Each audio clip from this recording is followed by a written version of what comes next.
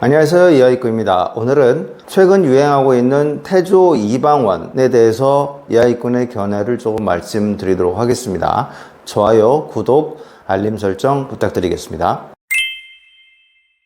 태조 이방원은 최근 유행하고 있는 주도업종의 앞글자만 따서 새롭게 만든 신조어입니다. 태조 이방원의 태는 태양광, 조는 조선, 이는 2차전지, 방은 방산, 원은 원전을 얘기하는 겁니다. 마치 2020년대 BBIG, 배터리, 반도체, 인터넷, 게임 업종을 이렇게 표현했죠. 당시 저는 배터리의 B는 영어로 쓰고 반도체의 B는 한자로 써서 되게 우습다라는 생각을 많이 했었던 것 같습니다. 그러나 아직 시장은 바닥권에 있음에도 불구하고 이러한 주도업종이 먼저 출현을 하고 있는 거죠. 이야기꾼은 태조 이방원의 일부는 찬성을 하고 일부는 그다지 동의하지 않는 편입니다. 결국 시장이 달러 약세와 외국인의 복귀로 강력한 상승 추세를 만약에 만들어낸다면 그 주역은 반드시 반도체와 자동차가 포함되어야 될 것으로 보이며 2차 전지도 좀 더 폭넓게 상승을 해야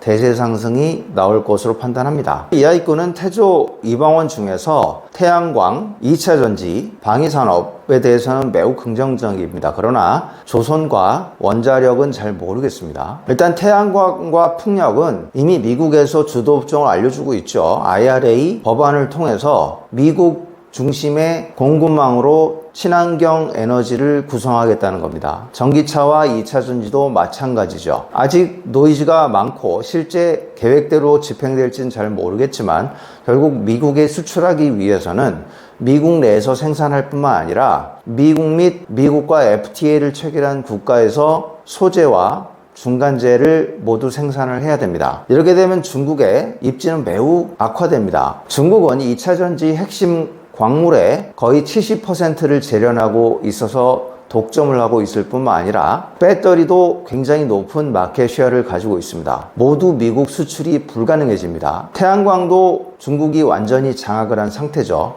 폴리실리콘부터 모듈까지 장악을 한 상태인데 IRA를 통해서 중국에서 만들어진 폴리실리콘으로는 태양광 모듈을 수출할 수가 없습니다. 회사들도 중국 소재를 쓰고 있지만 중국 주력 회사들에 비해서는 비중이 낮고 회피 전략을 현재 광범위하게 진행하고 있기 때문에 1, 2년 내로 해결을 할 것으로 보이고 그 이후에는 미국 시장에 독보적인 마켓 쉐어를 차지할 수 있을 것으로 보입니다. 왜냐하면 한국의 가장 강력한 경쟁자인 중국을 미국 정부가 막아주고 있기 때문이에요. 현재 미국의 전기차 회사들은 모두 한국 배터리 3사와 직간접적으로 합작 회사를 하든 별도 공장에서 조달을 받든 협력을 하고 있습니다. 현재 한국 배터리 3사가 미국 전기차 시장을 독점하고 있다고 볼 수 있는 상황이고 한국 외의 업체는 파나소닉 하나밖에 없는데 그것도 한국 배터리 3사 마켓쉐어의 10분의 1도 안 됩니다. 아직 미국 전기차 시장이 완전히 개화된 상태가 아니기 때문에 시장 잠재력이 무궁무진해서 IRA와 같은 법안이 없다면 중국 기업들이 무차별로 침투할 수 있는 상황이었는데 고맙게도 미국 행정부가 그걸 다 막아주고 있는 것이죠. 태양광도 마찬가지입니다. 거의 70% 가까이 폴리실리콘과 태양광 모듈을 중국이 장악하고 있는데 전부 미국 수출이 금지됩니다. 이럴 경우에 한국, 독일, 미국 단 3기업만 폴리실리콘을 공급할 수 있게 되고 특히 하나 시스템은 미국에 이미 공장이 많고 2배로 증설을 할 계획입니다. REC 실리콘이라는 미국 1위 폴리실리콘 공급 업체도 인수를 한 상태라 수직 계열화도 가능하기 때문에 엄청난 수혜를 받게 되는 거죠. 역시 강력한 경쟁자인 중국을 미국이 다 막아주고 있는 것입니다. 방산도 지금 상황이 좋죠. 우크라이나 전쟁으로 유럽을 중심으로 국방비가 증액되고 있습니다. 유럽뿐만 아니라 중동 및 동아시아도 국방비를 증액하고 있죠. 모두 사정은 다릅니다. 유럽은 러시아의 군사 위협 때문에 그런 것이고 동아시아는 중국의 군사 위협 때문에 그런 것이고 중동은 자기들끼리 서로 싸우고 있기 때문에 국방비를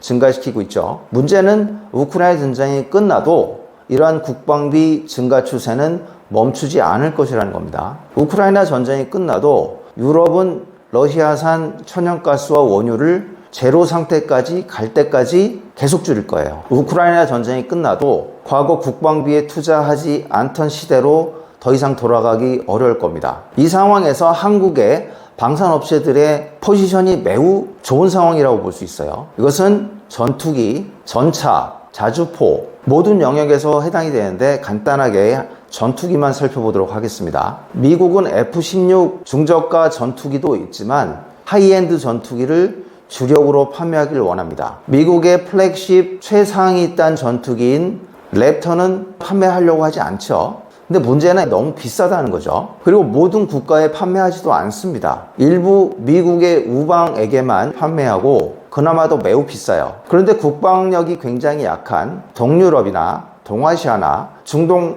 같은 국가들은 F-16급의 전투기도 매우 중요합니다. 근데 미국은 잘 팔려고 하지도 않아요. 근데 한국이 카이에서 중저가로 잘 나오기 시작했어요. 한국은 이러한 틈새 시장에 기가 막히게 포지션할 수 있는 위치에 있습니다. 이는 전투기뿐만 아니라 전차, 자주포 등도 마찬가지 상황이에요. 그래서 현재 한국의 방산 수주가 잇따르고 있는 원인이고 이러한 추세는 앞으로 계속 지속될 가능성이 큽니다. 그래서 태양광, 2차전지, 방산 이 세 업종은 태조 이방원 중에 매우 긍정적입니다.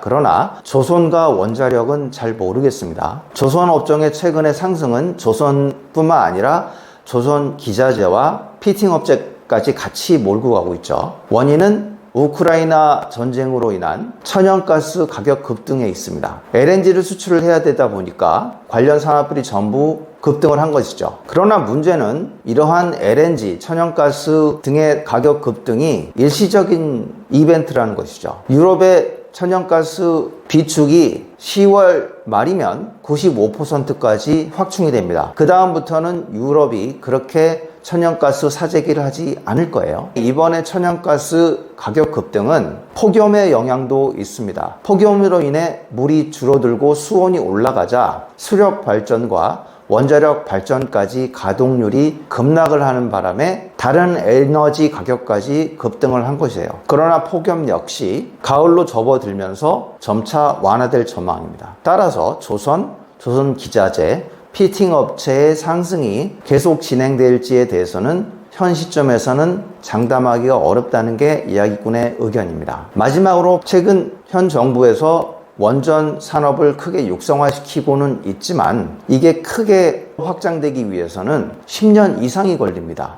기대감만으로 실제 바텀라인을 볼 때까지 너무 많은 시간이 걸리는 거죠. 유럽에서 원전의 가동 연한을 조금씩 늘리고 있기는 하지만 이것은 현재 유럽이 에너지 때문에 굉장히 사정이 좋지 않기 때문에 그런 겁니다. 원전뿐만 아니라 석탄 발전도 가동률을 늘리고 있는 것도 마찬가지예요. 그러나 이런 것들은 일시적인 겁니다. 비록 원전이 그린 텍소머니에 들어가긴 했지만 영구 지속할 수 있는 방패창을 마련해야 하는 등 여전히 규제가 강해서 실제 유럽의 차세대 에너지원으로 등극할 가능성은 매우 낮습니다. 이미 유럽은 RE 파워 EU 같은 선언을 통해서 태양력과 풍력으로 미래 에너지를 구축하겠다고 선언을 한 상태죠. 그 외에 SMR, 소형 원전 같은 얘기도 나오고 있는데 역시 수소 에너지의 효율성에 따라가지 못할 것으로 판단이 됩니다. 이것은 굉장히 깊은 주제이기 때문에 다음에 시간이 되면 말씀을 드리도록 하겠습니다. 원자력은 향후 5년에서 10년 내에 크게 번성할 수 있는 환경이 갖춰졌다고 보기는 어렵다고 판단합니다. 오늘은 요즘 유행하고 있는 태조 이방원에 대해서 이야기꾼의 견해를 말씀드렸습니다. 항상 주도업종에 대한 마켓 센싱을